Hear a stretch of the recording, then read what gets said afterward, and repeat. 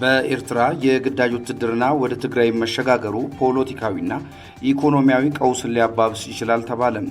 የኤርትራ መንግስት ለዓመታት ሲተገብረው የቆየውና ገደብ የሌለው ብሔራዊ የውትድርና አገልግሎት መርሃ ግብር በሀገሪቱ የወጣቶች ስደትና የሰው ኃይል እጥረት ዋነኛ መንስኤ ሆኖ መቆየቱም ይታወቃል። ይሁን እንጂ ከቅርብ ጊዜ ወዲህ ይህ የግዳጅ ውትድርናና የጸጥታ ሁኔታ ተጽዕኖ በቀጥታም ሆነ በተዘዋዋሪ ወደ ትግራይ ክልል እየተሸጋገረ መምጣቱ አዲስ ስጋትንም ፈጥሯል። ይህ የግዳጅ ውትድርና እንቅስቃሴና ወታደራዊ ዝግጅት መባባስ በኢትዮጵያ መንግስትና በትግራይ ኃይሎች መካከል የተደረሰውን የፕሪቶሪያዊ ሰላም ስምምነት ሙሉ በሙሉ ወደ መሬት ለማውረድ የሚደረገውን ጥረት አደጋ ላይ ሊጥል ይችላልም ተብሏል።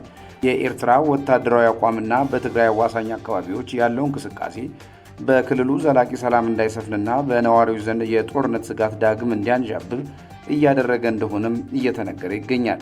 ይህ አካሄድ በክልሉና በፌዴራል መንግስቱ መካከል ያለውን የሰላም ሂደት ከማደናቀፉም በላይ የቀጠናውን የፖለቲካ መተማመን ይበልጥ እያሻከረውም ይገኛል ተብሏል።